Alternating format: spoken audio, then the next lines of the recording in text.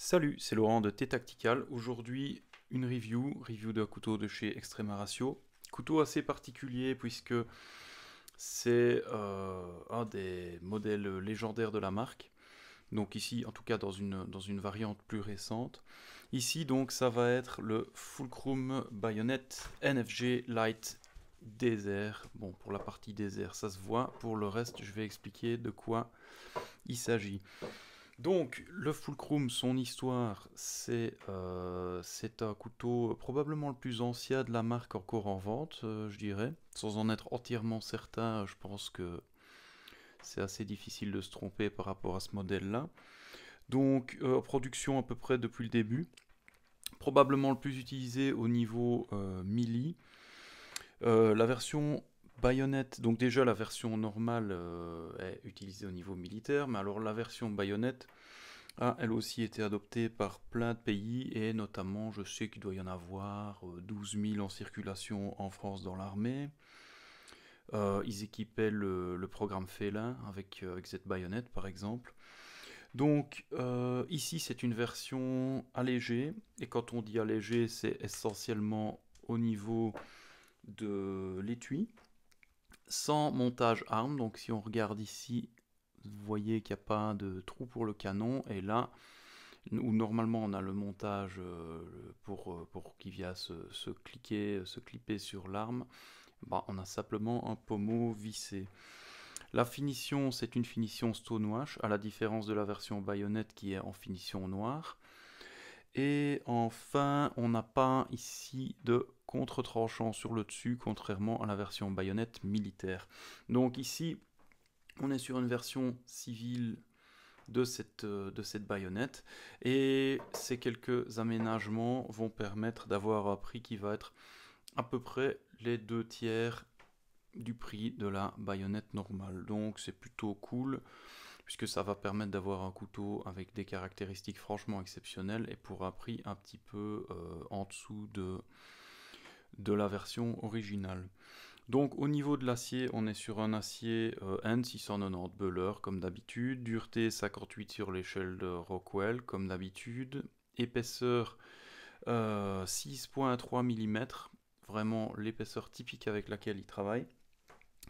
Au niveau de la lame, on a une pointe là aussi typique Extrema Ratio, donc cette pointe en tantôt modifiée qui va permettre d'avoir beaucoup de solidité. Ici vous voyez un peu la quantité de matière qu'on a jusqu'au bout de la lame et en même temps une pénétration franchement pas mal, particulièrement quand on avait le dessus qui était aiguisé. La longueur de la lame elle est de 180 mm, épaisseur comme j'ai dit 6,3. Hop, voilà. Alors, pour info, la version baïonnette, et là la lame n'a pas changé, a été testée, elle peut supporter plus de 150 kg sur la lame avant d'éventuellement casser.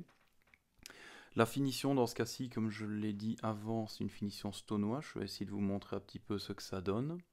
Voilà, voilà à quoi ça ressemble. Donc la finition stonewash, ça permet d'effacer d'éventuelles marques d'usinage et ça permet d'avoir une surface qui va être bien résistante aux agressions typiques qu'un couteau va subir. Dernier truc, on a sur la lame ici une portion dentée qu'on peut voir là qui fait 40 mm et voilà pour la lame.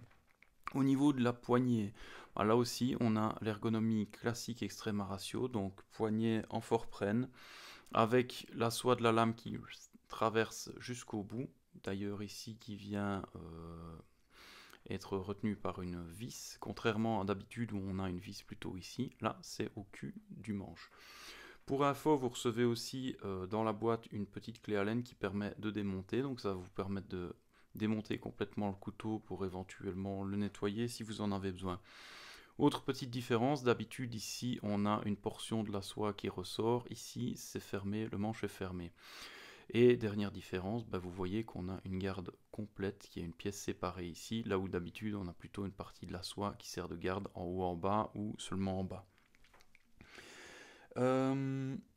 Que dire de plus par rapport à ça? Oui, donc le pommeau peut servir éventuellement pour impact, puisque on est aussi sur un pommeau en acier. La garde et le pommeau sont dans la même matière que la lame. La prise en main, bah, elle est très confortable comme d'habitude parce que simplement ces manches-là sont étudiées pour ça. Euh, la prise en main va être confortable dans différentes configurations, donc la prise marteau typique, pas de souci. Ici, l'avantage pour moi de cette garde-là, c'est que pour une prise sabre, ça va rester assez confortable et on garde assez bien de place sur la lame. Prise pique à glace, pas de souci. Évidemment, on va voir une protection optimale grâce à la garde. Une prise éventuellement ici inversée, bien. Peut-être un poil moins confortable que les autres, mais ça va de toute façon le faire. Alors au niveau de la construction, là, ça va être sans surprise. C'est un tank, c'est-à-dire que, encore une fois, ici, si vous regardez un peu le genre d'épaisseur qu'on a, on a plus de 6 mm, un quart de pouce. Ça va pouvoir supporter n'importe quoi, il n'y a vraiment pas de problème. Si vous voulez en faire un marchepied pour grimper dans un arbre, faites-vous plaisir.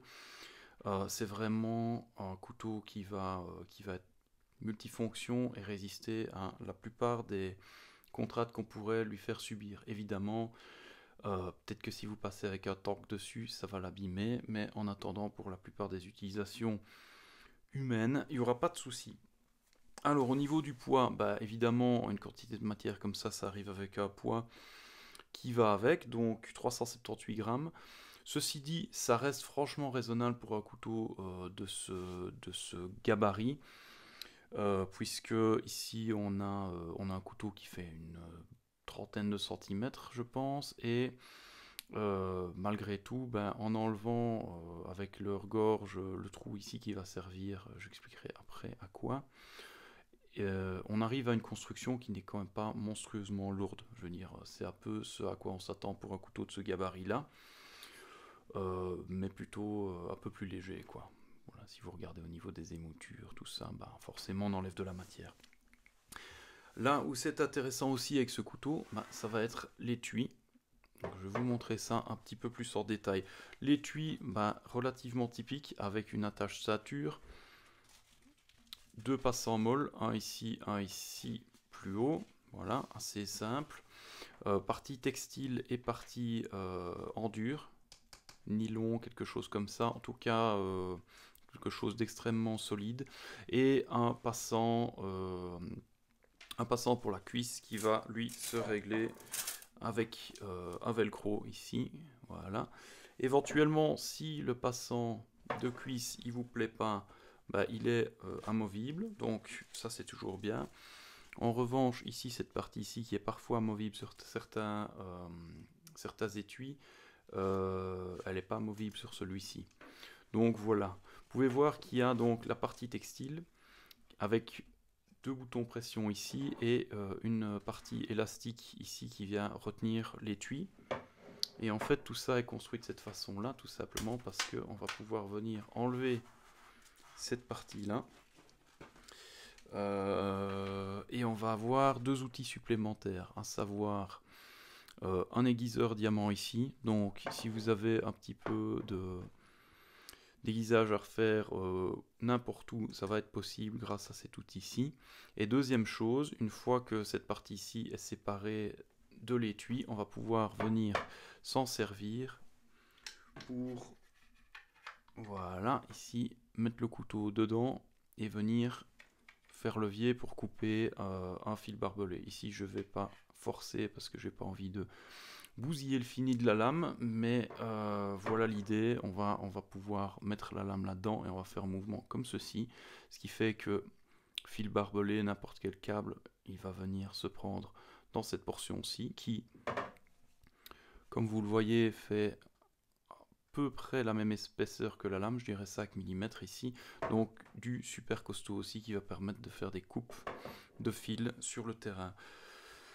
Ça, une fois que c'est fait, ben on va simplement venir remettre l'étui dans son petit logement ici au niveau de l'élastique. Ça va éviter d'accrocher la partie métallique dans quoi que ce soit.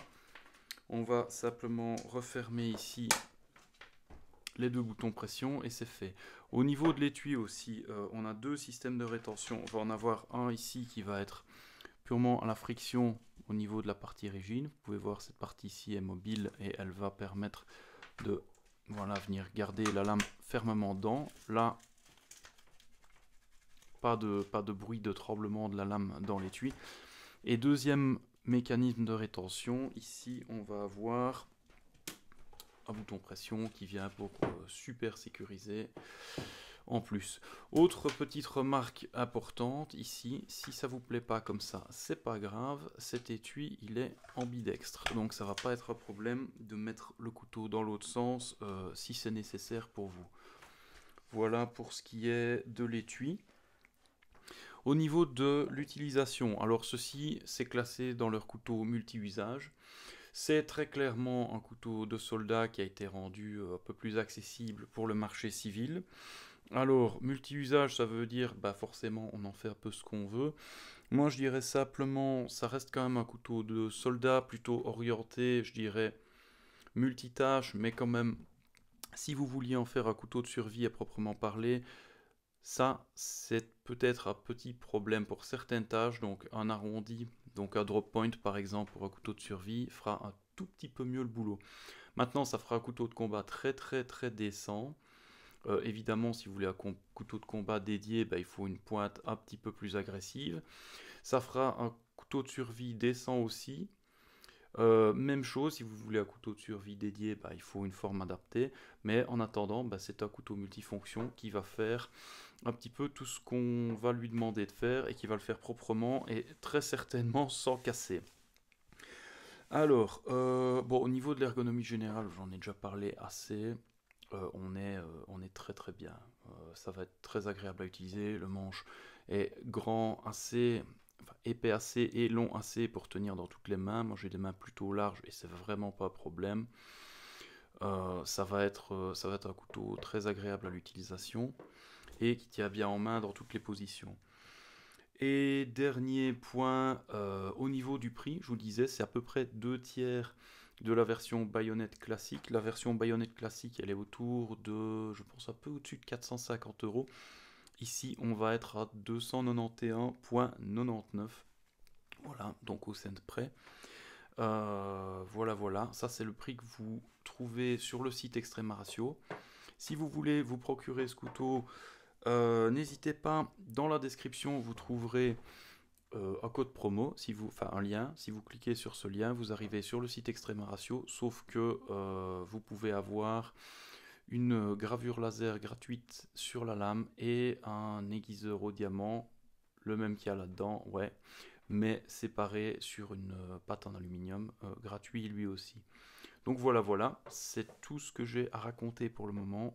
Ça, c'est le Fulcrum Bayonet NFG Light Desert.